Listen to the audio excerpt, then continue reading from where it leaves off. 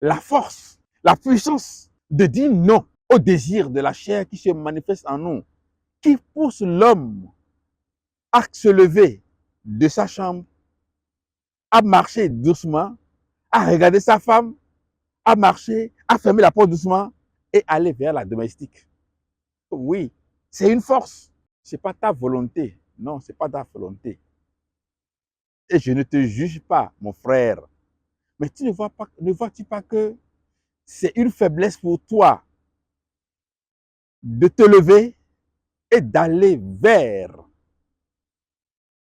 l'enfant placé sous ta tutelle qui est habillé à peine. Et quand tu es allé là-bas, qu'est-ce que tu as vu là-bas que tu ne vois pas chez ta femme? C'est ça le péché, c'est une puissance. Et il faut une puissance plus grande pour la dominer et la surmonter. Et ceux qui n'ont pas cette puissance ont inventé leur doctrine pour dire on peut combattre le péché et aller et avoir la vie éternelle. C'est ça.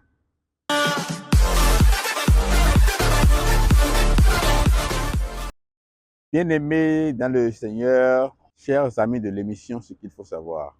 Bonjour, nous sommes très heureux d'être en votre compagnie encore une fois ce matin. Qui peut triompher du monde? Le monde, c'est le monde des péchés. C'est de ce monde qu'il est question ici.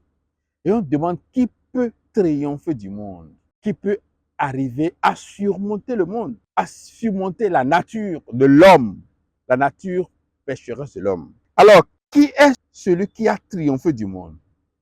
Sinon, celui qui croit que Jésus est le Fils de Dieu. Nous avons la foi que Dieu existe. C'est une bonne chose. Nous faisons l'effort de nous corriger parce que nous ne voulons pas être doigtés comme le violeur du quartier, le bandit, le drogué, l'alcoolique, la prostituée ou tous les autres vices. Personne n'a du plaisir à porter ces noms-là. Cela veut dire que même si nous sommes dans cette nature, on la cache. On ne laisse pas apparaître donc cette nature-là. On ne veut pas porter le titre du voleur du quartier, non. Nous voulons triompher du monde parce que nous voulons triompher, nous voulons surmonter notre nature pécheresse. Mais qui peut le faire? Seulement celui qui croit que Jésus est le Fils de Dieu. Ce n'est pas celui qui le dit à la bouche. Je crois en Dieu, je crois en Jésus, je crois au Saint-Esprit, je crois à la parole de Dieu, je crois à la Bible, ou bien, voilà. Ce n'est pas ça. Qui est celui qui a triomphé du monde?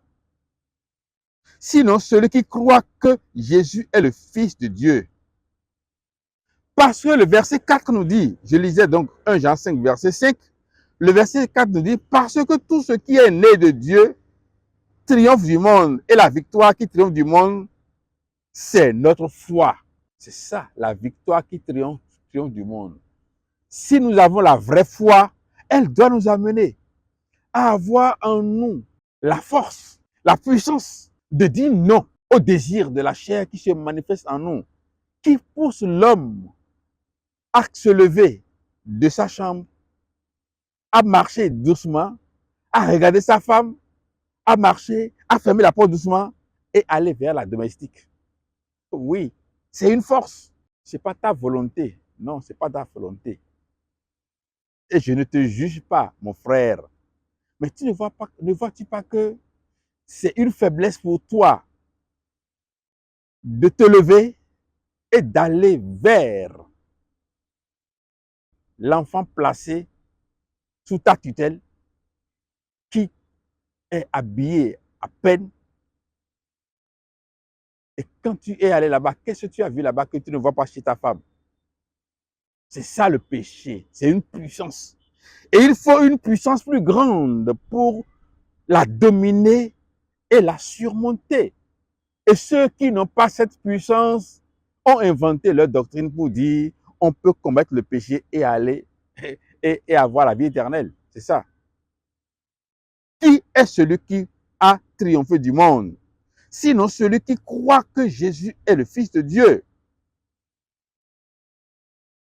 L'amour de Dieu donc consiste à garder ses commandements et ses commandements ne sont pas pénibles. 1 Jean 5, verset 3.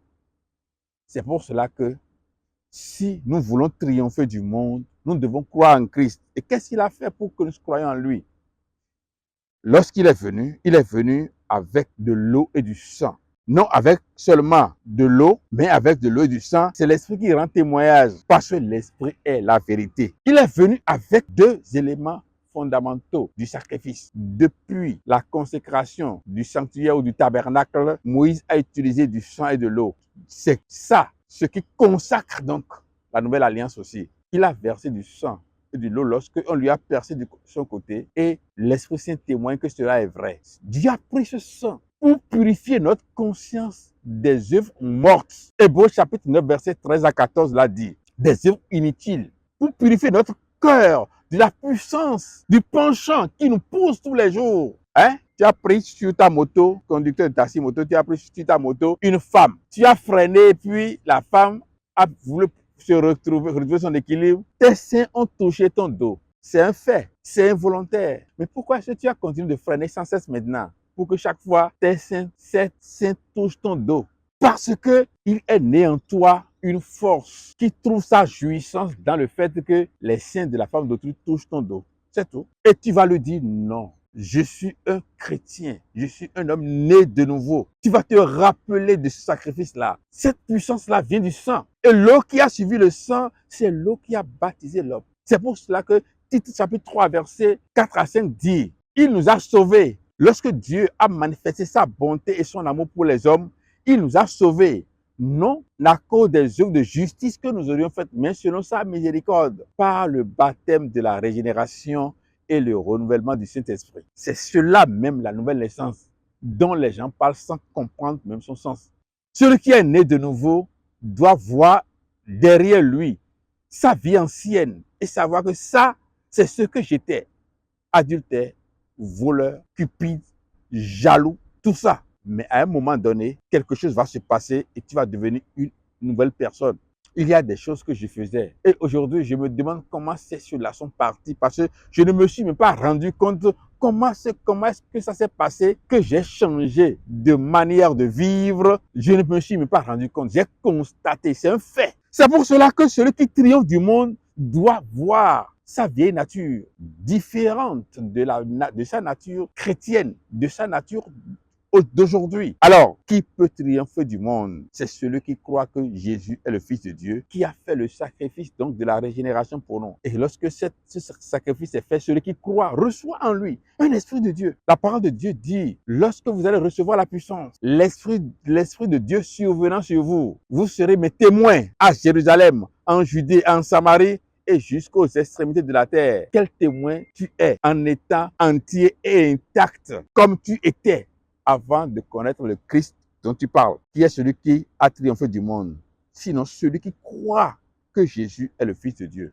Croire que Jésus est le Fils de Dieu, c'est croire en son sacrifice à la croix, c'est recevoir la puissance de Dieu et vivre une nouvelle vie. Là, vous avez triomphé du monde. Le bagarreur d'hier sera insulté et il ne va pas réagir. On va l'insulter et quelqu'un va dire, mais c'est lui, c'est ce monsieur qui est comme ça.